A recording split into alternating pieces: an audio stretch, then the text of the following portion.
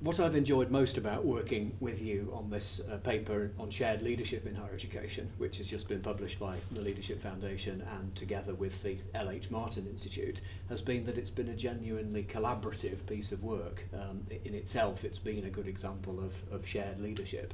What we're finding already is that people in the higher education sector are responding very well to the paper, finding it extremely usable, practical, in the sense of they really like the models that are in it.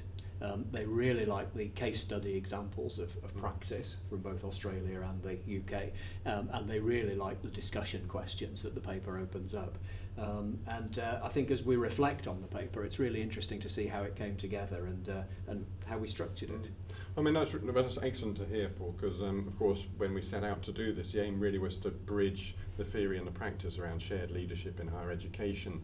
So we were aware that a lot of research had been done in this area by myself and colleagues and many others in the UK, and by Sandra and Heather and colleagues in Australia.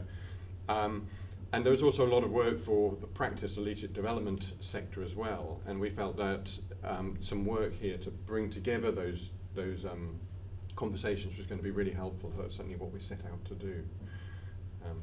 And that leads into the ideas of the empirical practice that we were doing in Australia that has enabled us to develop some models that we're hoping that people can use in a structured way in learning environments or just in natural practice in your own organisation. So what we've got in here is a series of models that will help people to enable distributed leadership, to evaluate it so that they can do that, but it's evaluation in a benchmarking process so that it involves people through that action reflection process.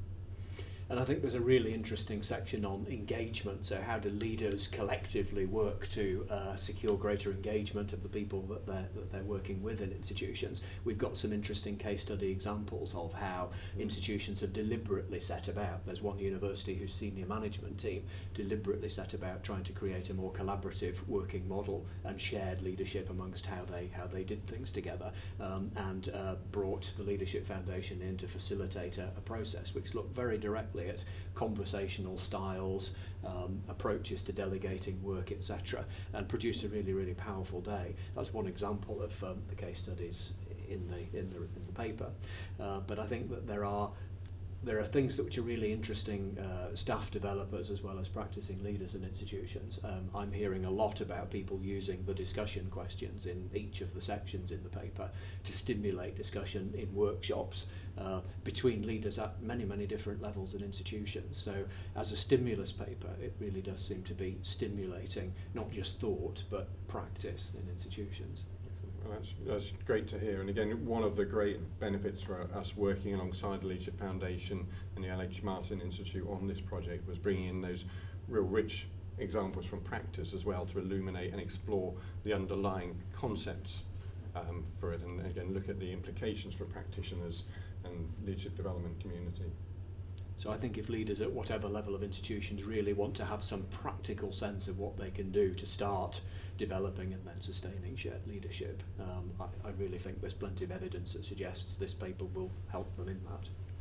And the action self-reflection enabling model that's developed in that should be able to be used for people. That's gone down to okay, this is the action that you need to do, rather than just the conceptual. We need to develop the context, we need to develop the culture, but this is how to do it with the ability to actually fit it to your own environment. But it's more the principles of how you get it done rather than you must do this in this step.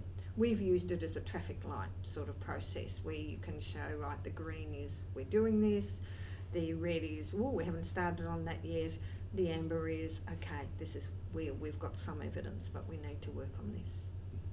Great. Thank you. Okay, thank you.